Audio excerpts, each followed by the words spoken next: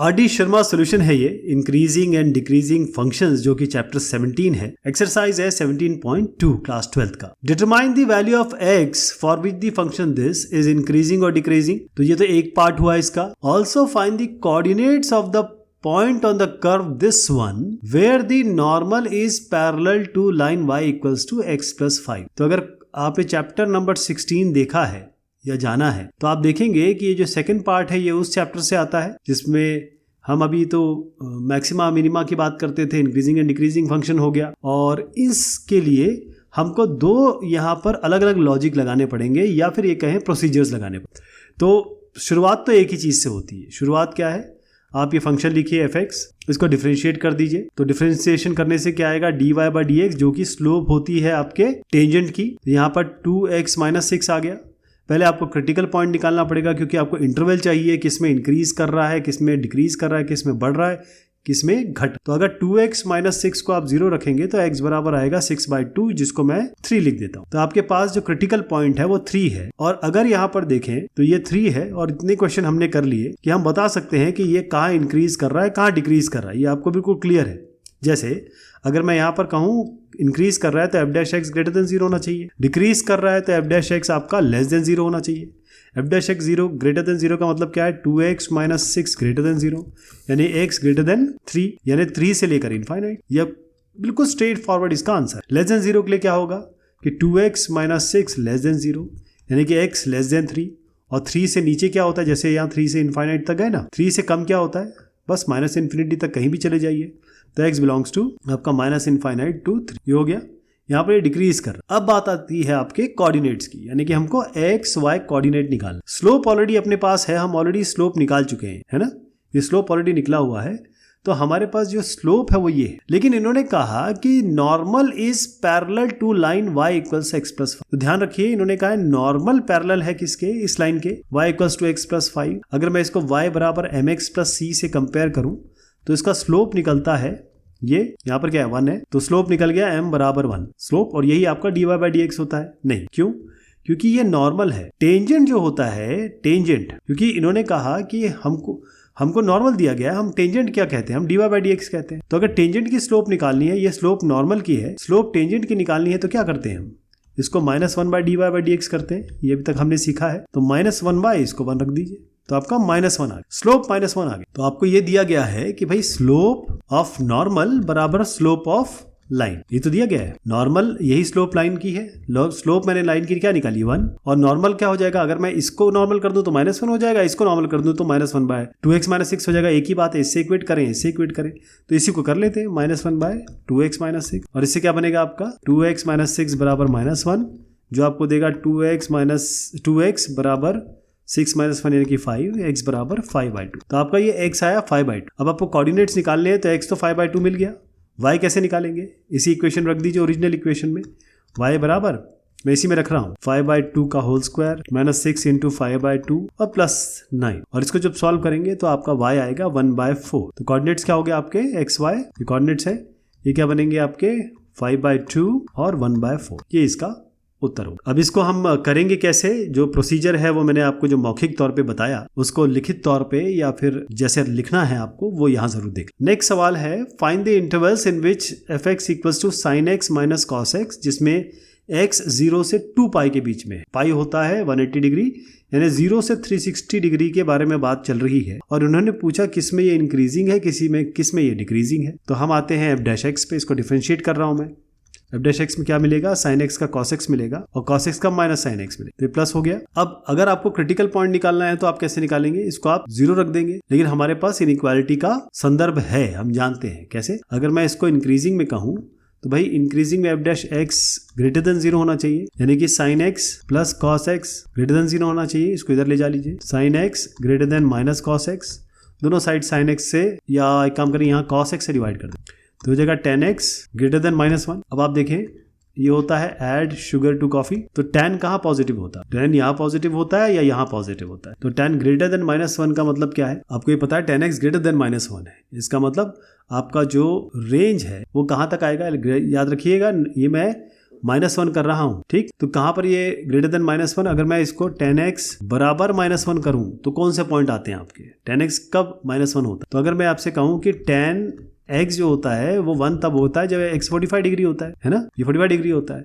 और अगर मैं 45 डिग्री ये 10 180 माइनस 45 डिग्री करूं तो क्या आएगा? क्योंकि यहाँ पर ये नेगेटिव बनेगा और हमें नेगेटिव चाहिए, तो 180 माइनस 45 कितना होता है? 135 होता है। इसका मतलब 3 इंटू π/4 ये होगा ना। ये देखिए, अगर इसको 180 बाय पाई से मल्टीप्लाई करें तो ये क्या बनेगा? ये 2 ये 90 और 45 इंटू 3 होता है 135 डिग्री। तो एक तो 135 डिग्री हो गया, तो ये 135 डिग्री हुआ आपका। और यहाँ पर भी ये, क्योंकि यहाँ पॉजिटिव है तो यहाँ पर भी ये नेगेटिव होगा, तो ये क्या बनेगा? 7π/4। आपको करना क्या है? 3π/4 एक तो मैंने निकाल के दिखा दिया -1 कब आएगा, और उसमें आप बस पाई को ऐड कर दीजिए, क्योंकि ये पूरा एंगल यहाँ से यहाँ तक पाई डिग्री हो गया, तो आपका 7π/4 हो। तो कहने का मतलब ये है कि 0 से चलिए और 3π/4 तक पहुंचिए। एक तो 0 से लेकर 3π/4 हो गया, और उसके बाद यहाँ से चलिए, यहाँ से यहाँ तक नहीं है, यहाँ से यहाँ तक कुछ नहीं है, 7π/4 से चलिए और 0 तक पहुंचिए, तब आपको ये नेगेटिव मिलेगा। क्योंकि यहाँ पर तो पॉजिटिव ऑलरेडी, यहाँ तो हम वैसे भी बात नहीं कर रहे हैं। तो क्या हो गया कि ये 7π/4 दूसरा हो गया आपका 7π/4, और कहाँ तक जाना है? 0 से शुरू किया और कहाँ तक जाना है? 2π तक, तो 2π तक ये हो गया। तो 2 इंटरवल हो गया इसके, और आप इंक्रीजिंग कब बताएंगे? जब इसको यूनियन कर देंगे। x बिलोंग्स टू 0 से लेकर 3π/4 और 7π/4 से लेकर 2π, यहाँ पर ये इंक्रीजिंग। और यहीं पे मैं आपसे कहूँ कि भाई ये लेस देन 1 होना चाहिए, यानी कि f' लेस देन 0 होना चाहिए। अब यही बात हो गई आपका, जो यहाँ पर मैं लेके आया था 10x जो है वो लेस देन -1। तो आप देखें कि जब भी हम बात करते हैं इंक्रीजिंग डिक्रीजिंग की, तो अगर मैं इसको इस तरीके से मार्क करूं कि अपना 0 यहाँ कहीं है, 2π यहाँ कहीं है, ये आपका 3π/4 यहाँ कहीं है और 7π/4 यहाँ कहीं है, तो यहाँ से यहाँ तक तो ये आपका इस जगह तक ये आपका इंक्रीजिंग है। यहाँ से यहाँ तक इंक्रीजिंग है, इसका मतलब बनी बात है कि यहाँ डिक्रीजिंग होना चाहिए। तो सीधी सी बात है कि x बिलोंग्स टू 3π/4 से लेकर 7π/4 तक ये हो गया डिक्रीजिंग। क्या हो गया? डिक्रीज। क्लियर? ये इसका उत्तर है। अब इसको ये जरूर देख लें कैसे ये सॉल्व होगा। इसमें नंबर लाइन अगर आप बना देंगे तो आपके लिए बहुत आसान हो जाएगा, और आपको जो ट्रिगो है, जिसे हम ट्रिग्नोमेट्री को शॉर्ट में ट्रिगो कहते हैं, वो आना चाहिए, तभी आप ये एंगल आराम से निकाल पाएं। तो इसको नोट कर लीजिए। आगे बढ़ते हैं नेक्स्ट क्वेश्चन की तरफ। Show that fx equals to e⁻² is increasing on r। अब इन्होंने कहा कि ये हमेशा इंक्रीजिंग होता रहेगा, कभी भी मतलब ये ऊपर की तरफ ही चढ़ता रहेगा, कभी भी इस तरफ नहीं जाए। तो उससे क्या आपको मिलता है? आपको सबसे इंपॉर्टेंट बात या सबसे बेसिक बात, आप f' निकाल लीजिए। e⁻²x का तो e⁻²x ही होगा, और 2x का फिर डिफरेंशिएशन 2 होगा, है ना। इन्होंने कहा है ये आप रियल नंबर में बताएंगे, यानी आप -∞ से शुरू करेंगे इनफाइनाइट, हर जगह ये इंक्रीजिंग होगा। ऐसे कैसे? अब देखिए, मुझे आप बताएं कि e की वैल्यू क्या होती है? e की वैल्यू होती है 2.714 समथिंग। 2 तो कांस्टेंट है ही, पॉजिटिव है, ये भी आपका पॉजिटिव है। और ये जो है x, अगर आप नेगेटिव भी डालते हैं, जैसे मैंने कहा कोई भी वैल्यू डाल के दिखा, मुझे e की पावर में मैं x की जगह मैं -1 डाल रहा हूँ और x की जगह 1 डाल, तो e की पावर -2 हो गया है, और प्लस डालेंगे तो e की पावर 2 हो। इसका मतलब 1/² हो गया, ये e² हो गया, और 2.714 का स्क्वायर हो गया ये। अब इसको मैं निकालूंगा नहीं क्योंकि आपको पता लग रहा है ये पॉजिटिव है, और ये e² 1/e² करेंगे तो भी पॉजिटिव आएगा, क्योंकि नेगेटिव का तो कोई सवाल ही नहीं उठ रहा है ना। आप कोई भी वैल्यू जब डालेंगे वो 1 में आ जाएगा, और ये हमेशा e, क्योंकि मैंने बता दिया एक प्रॉपर वैल्यू है, तो ये कभी भी जो ये वैल्यू है ये हमेशा पॉजिटिव, यानी कि e⁻²x जो होगा वो हमेशा ग्रेटर देन 0 रहेगा। रियल नंबर कोई भी ले लीजिए, यानी कि 2e⁻²x इज ग्रेटर देन 0, और यही आप कह रहे हैं कि e⁻²x इज ग्रेटर देन 0। इसका मतलब ये फंक्शन है इंक्रीजिंग है रियल नंबर पे। आपको आइडिया लग गया होगा कैसे किया हमने।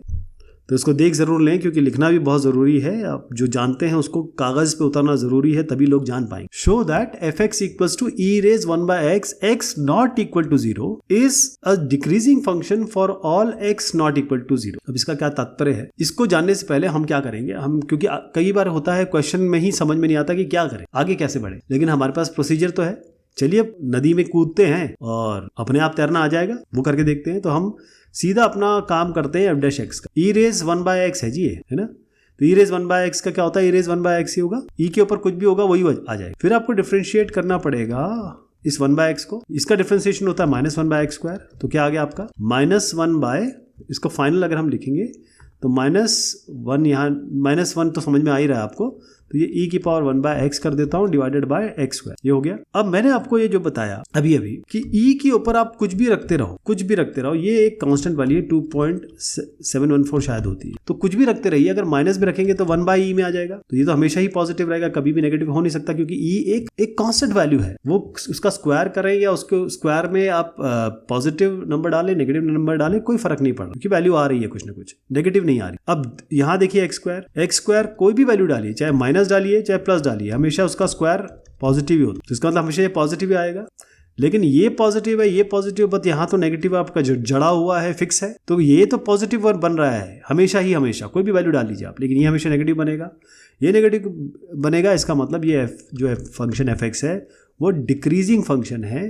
इस दरमियान जो भी इन्होंने रेंज या डोमेन या एक रिस्ट्रिक्शन दे रखी, तो इसको हम सॉल्व कैसे करेंगे, इसको जरूर देख लीजिए, क्योंकि ये बहुत जरूरी होता है कि आप इसको दर्ज कैसे करेंगे। अब नेक्स्ट सवाल जो है वो है लॉग बेस ए एक्स। इसके बारे में मैंने शुरुआत में आपसे चर्चा की थी, पिछले क्वेश्चन में भी, पिछले चैप्टर में भी हमने कई बार कहा कि भाई एक जो लॉग, आपको ये समझना है कि क्वेश्चन क्या दिया है। एक तो लॉग बेस ई एक्स होता है जिसको हम ln x लिखते हैं, नेचुरल लॉग, एक लॉग बेस ए एक्स लिखते हैं। अगर मैं इस लॉग बेस ए एक्स को लिखूं तो बेसिकली ये y है, इसका मतलब a की पावर y बराबर x, इसका सीधा मतलब ये हो, यहाँ तक ठीक है।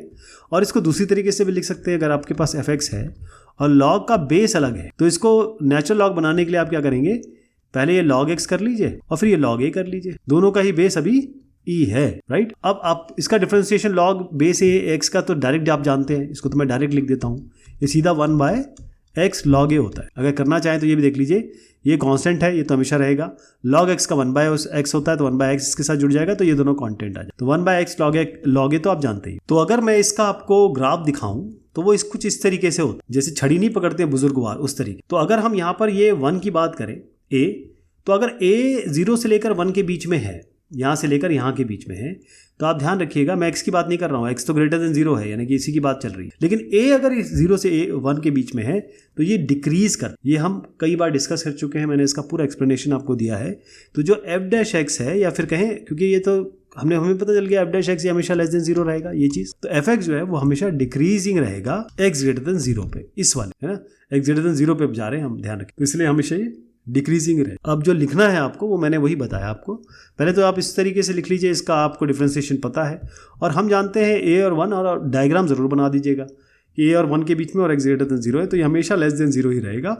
अगर कोई चीज़ लेस देन 0 है, इसका मतलब फंक्शन डिक्रीज कर रहा है x greater than 0। Show that the function f(x) equals to sin x is increasing, 0 से π/2 में इंक्रीज कर रहा है और π/2 टू π में डिक्रीज कर रहा है, यानी 0 से 90 डिग्री पे इंक्रीज कर रहा है और 90 डिग्री से 180 डिग्री पे डिक्रीज कर रहा है। लेकिन 0 से पाई के बीच में, 0 से पाई यानी कि 0 से 180 डिग्री के बीच में ये ना इंक्रीज कर रहा है ना डिक्रीज कर रहा है। तो जो सेकंड पार्ट है उसका मैं आपको उत्तर दे देता हूँ। उसका ये है कि इन्होंने कहा कि आप यहाँ 0 लीजिए, यहाँ पर आप 180 डिग्री लीजिए, जिसको हम पाई कह रहे हैं, पाई है ना। अगर इसी के बीच में एक जगह वो इंक्रीज कर रहा है और एक जगह डिक्रीज कर रहा है, तो आप कह सकते हैं कि ना ये इंक्रीज कर रहा है ना डिक्रीज कर रहा है, ठीक है। ये तो आप फाइनल यही लिख देंगे, ये बता देंगे, क्योंकि यही होगा। हम कैसे बता सकते हैं कि भाई एक जगह आप ऐसा पॉइंट है जहाँ पर आप चढ़ाई भी नहीं कर रहे और उतार भी नहीं कर रहे, तो आप क्या कहेंगे, ये कहेंगे कि ना आप इंक्रीज कर रहे हैं ना डिक्रीज कर रहे हैं, आप तो यहाँ पठार पे हैं। लेकिन ये कहाँ से निकल के आएगा, ये आखिरी का आंसर वो इससे निकल के आएगा कि हम 0 से 90 के बीच में इसे हम इंक्रीजिंग दिखाएं और 90 से लेकर 180 के बीच में हम इसे डिक्रीजिंग दिखाएं। तो उसके लिए हमें क्या करना होता है, अपने पास तो बिल्कुल बेहतरीन चीज है ट्रिग्नोमेट्री, 0 से लेकर पाई तक आप जानते हैं साइन एक्स में का जो वैल्यू होती है, जो फाइनल वैल्यू आएगी वो आपकी 1 से -1 आती है, 0 से पाई इसका डोमेन होता है। वैसे तो इसमें कोई भी वैल्यू डाल सकते हो आप, लेकिन हम यहाँ पर देख लेते हैं भाई क्या आता है। f(x) है आपका sin x और f'(x) क्या आएगा, sin x है cos x, है ना। आपको तो ये देखना है कि cos x किस पॉइंट पे 0 होता है, किस पॉइंट पे 0 होता है, cos π/2 पे होता है ना, 0 होता है। तो ये पॉइंट आपका π/2 बिल्कुल सही आ रहा है, ये पॉइंट ऑफ, ये क्रिटिकल पॉइंट आ गया। अब आपको क्या करना है, f'(x) ग्रेटर देन 0 अगर इंक्रीजिंग है तो, और f'(x) लेस देन 0 अगर ये डिक्रीजिंग है तो। तो इसका मतलब cos x greater than 0, cos x greater than 0 का मतलब क्या है, ये है, पहले तो ऐड शुगर टू कॉफी हमेशा लिख लिया करिए। और जो cos x या sin x की रेंज है वो -1 से लेकर 1 तक होती है, कुछ भी कर लीजिए आप, -1 और 1 के बीच में ही रहेगी। तो cos 0 या sin 0 की वैल्यू हमेशा जो भी आएगी वो -1 to 1 के बीच में होगी। तो अगर मैं इसको इस तरीके से बताऊं आपको, ये आपका 0 है, ये -1 है, ये 1 है ना। तो आप देखिए ये 0 वैल्यू, ये इसको इस तरीके से देखिए कि 0 कब आएगा। cos 0 जो होता है 1 होता है, cos 0 1 होता है ना, और cos π/2 क्या होता है। इसको नंबर लाइन की तरफ से मत देखिए, इसको बस एक आइडिया की तरफ से देखिए। cos π/2 क्या होता है, cos 0 1 है, cos π/2 आपका 0 है। तो जब 0 ये ग्रेटर देन 0 का मतलब क्या है, आप 0 से लेकर 1 तक के बारे में बात कर रहे हैं, है ना। तो 0 कब आएगा, ये 1 पे। cos 0 जो 0 से 1 आया, तो ये 0 कब आ रहा है आपका, एक तो π/2 पे आ रहा है, और 1 कब आ रहा है, cos 0 पे। तो π/2 से 0 पे या 0 से लेकर π/2 पे ये तो इंक्रीज कर रहा है, ये हमने प्रूव कर दिया। अब डिक्रीजिंग पे आ जाए आप, डिक्रीजिंग कैसे होगा, cos x लेस देन 0 होना चाहिए, यानी कि हमने f'(x) लेस देन 0 किया। cos x लेस देन 0 यानी कि ये जो वैल्यू है वो क्या है, वो 0 और -1 पे है, यानी ये -1 और 0 पे होना चाहिए। ये 0 कब आया होगा, जब हमने cos में क्या डाला होगा, cos π/2 डाला होगा, cos π/2 0 होता है। -1 कब आया, जब हम cos में हमने पाई डाला होगा, cos पाई जो होता है वो -1 होता है। तो पाई से π/2 में ये क्या हो रहा है, ये डिक्रीज हो रहा है। तो अल्टीमेटली हमने इंक्रीमेंट यहाँ दिखा दिया, डिक्रीमेंट यहाँ दिखा दिया। अब यहाँ दोबारा आ जाइए, आप देख रहे हैं एक इंटरवल में जो 0 से लेकर पाई तक पूरा इंटरवल चले, यहाँ की बात नहीं कर रहा हूँ। अब ये फाइनली इन्होंने कहा कि 0 से पाई तक का इंटरवल है। 0 से पाई के इंटरवल में कहीं आप बढ़ रहे हो, कहीं घट रहे हो, इसका मतलब ना आप घट रहे हो ना बढ़ रहे हो। ये आपको इसको लिखित तौर पे दर्ज कर, ये इसका सोल्यूशन है। इसी तरीके से आप लिखेंगे इसको और आगे बढ़ेंगे। अगला जो सवाल है वो है f(x) बराबर log sin x is increasing in 0 to π/2 and decreasing in π/2 to π। 0 से π/2 में बढ़ रहा है। फिर वही बात मैं कह रहा हूँ, देखिए ये पाई वाला नंबर लाइन नहीं है, बस समझाने के लिए बता रहा हूँ कि ये कह रहे हैं हम, ये मान लीजिए 0 है, ये आपका π/2 हो गया, ये पाई हो गया। नंबर लाइन क्यों, समझाने के लिए, रियल नंबर लाइन नहीं है ये, ध्यान रखिएगा। मतलब 0 90 डिग्री और 180 डिग्री के बीच में बात कर रहे हैं। तो इन्होंने कहा log sin x increasing on 0 to π/2, तो यहाँ से यहाँ तक ये इंक्रीज होना चाहिए, मतलब प्लस आना चाहिए, और यहाँ से यहाँ तक ये डिक्रीज होना चाहिए। ये आपको प्रूव करने का हमारे पास जो निंजा टेक्निक है वो क्या है, f'(x) करेंगे, log sin x का डिफरेंशिएशन यानी कि 1/sin x, और sin x का फिर cos x यानी कि cot x हो गया, है ना। अब आप जानते हैं cot x को सीधा यहाँ रखें, एड शुगर टू कॉफ। अब ये tan है, यही cot की तरह चलेगा, है ना, 1/, तो होता है। तो cot जो होगा यहाँ पॉजिटिव होगा, यहाँ पॉजिटिव होगा, बाकी सब जगह वो नेगेटिव होगा। और अगर आप कहते हैं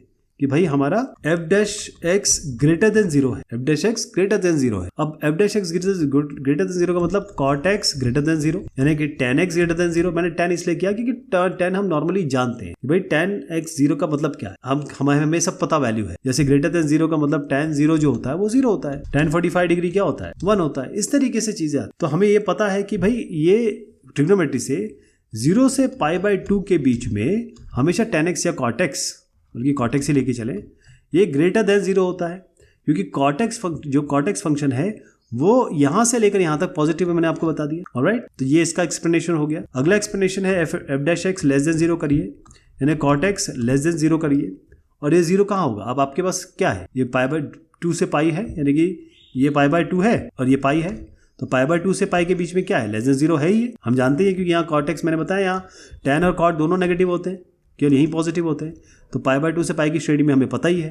तो अगर x जो है वो π/2 से लेकर पाई के बीच में है, तो सीधी सी बात है कि cot x लेस देन 0 होगा। cot फंक्शन नेगेटिव होता है सेकंड क्वाड्रेंट में, तो इसलिए f'(x) लेस देन 0 हो जाएगा। तो अगर ये डिक्रीज करना है तो कौन से रेंज में आएगा, π/2 to पाई। तो इंक्रीज करेगा तो 0 से π/2, डिक्रीज करेगा तो π/2 से पाई। ये ज़रूर बनाना है। अब इसको करना कैसे है ये ज़रूर देख लीजिएगा, क्योंकि इसमें एक्सप्लेनेशन ज़रूर देना है, लिखना है ये सब चीज़ें, और डायग्राम जो मैंने बताया वो बना देंगे तो बहुत शानदार रहे। अब इसी के तरीके के हमारे ट्रिगो के क्वेश्चन एक आध और हैं, लेकिन ये हम अगली बार इसकी चर्चा करेंगे। तब तक के लिए आप लोगों का बहुत बहुत शुक्रिया, बहुत मेहरबानी।